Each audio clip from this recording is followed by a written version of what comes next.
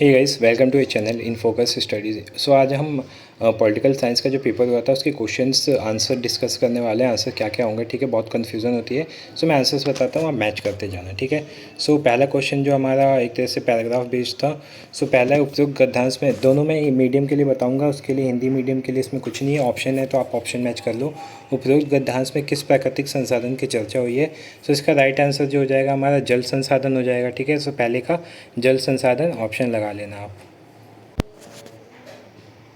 ठीक है। First question का राइट आंसर जल संसाधन हो जाएगा। सेकंड क्वेश्चन देखते हैं, जल युद्ध की संभावना का मुख्य कारण क्या रहा है, ठीक है। तो जल युद्ध की संभावना का मुख्य कारण है, इसका हो जाएगा पहले का विश्व के हर भाग में शुद्ध पानी की समान मात्रा का ना होना, ठीक है। तो ये राइट आंसर है, ठीक है, इसने गलत बच्चे ने किया है।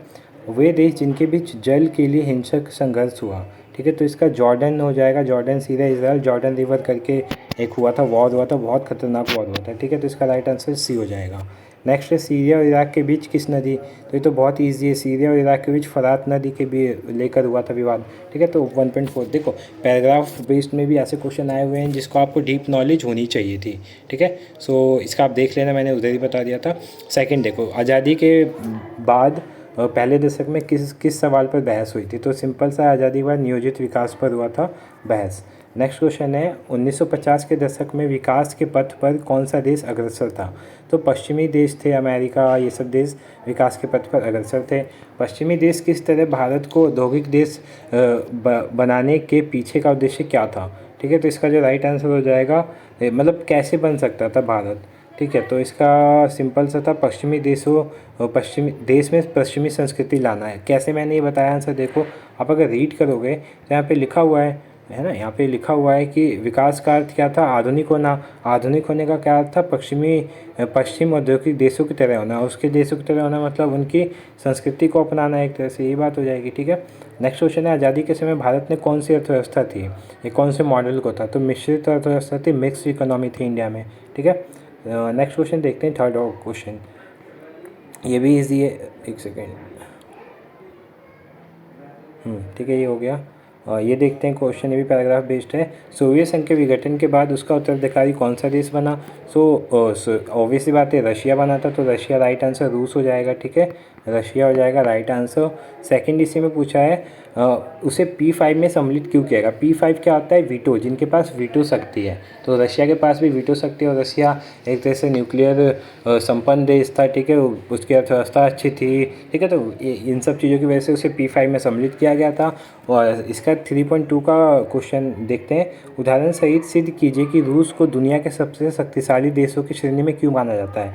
तो इसके अंदर देखो, पहला न्यूक्लियर संपन्न देश है, दूसरा अर्थव्यवस्था यहाँ की बहुत अच्छी है, तीसरा जनसंख्या मतलब क्षेत्रफल इसका ज़्यादा है, ठीक है, और हथियार जो हैं आधुनिक हथियार इसके पास है। तो ये सब पॉइंट्स आप लिख सकते हो, 3 पॉइंट हो जाएंगे।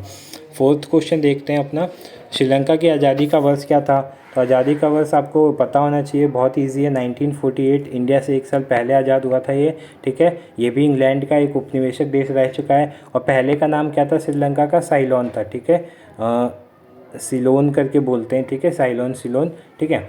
इस देश में उग्र तमिल राष्ट्रवाद की आवाज़ बुलंद करने वाले संगठन का नाम बताइए, तो इसका था लिट्ठे, ठीक है, लिट्ठे करके था, तो इसका राइट आंसर लिट्ठे हो जाएगा।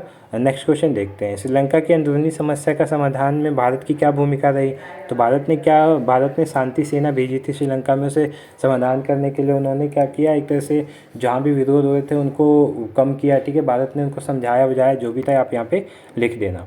अब इमेज बेस्ड क्वेश्चन आया था, ठीक है, तो ये जो हमारा ये सिंबल किस चीज़ का है, ये यूनाइटेड नेशन का, यूएन का, संयुक्त राष्ट्र संघ का है, ठीक है। तो यही है पहला, तो इसके बीच में कहाँ का मानचित्र दिया गया, तो ये वर्ल्ड मैप है, ठीक है, ये पूरा वर्ल्ड मैप दिया गया है यहाँ पे, ठीक है, तो इसको देख लेना आप। नेक्स्ट है हमारा, इसी का एक और क्वेश्चन आया हुआ है, एक क्वेश्चन मिस हो गया है, ठीक है। दूसरा क्वेश्चन ये था कि जो लीफ है ये किस चीज़ की है, तो ये तो जैतून की है, पहली बार जैतून का है, और किस चीज़ को शो करता है, तो ये पीस को शो करता है, ठीक है, शांति को शो करता है। तो ये भी इजी क्वेश्चन था, इसको भी आप देख लेना, ठीक है। ये फर्स्ट पार्ट था, सेकंड पार्ट में मैं और जो बचे हुए रिमेनिंग क्वेश्चन है उनको भी डिस्कस कर लूँगा, ठीक है। तो thank you so much for watching this video, मिलते हैं नेक्स्ट वीडियो में।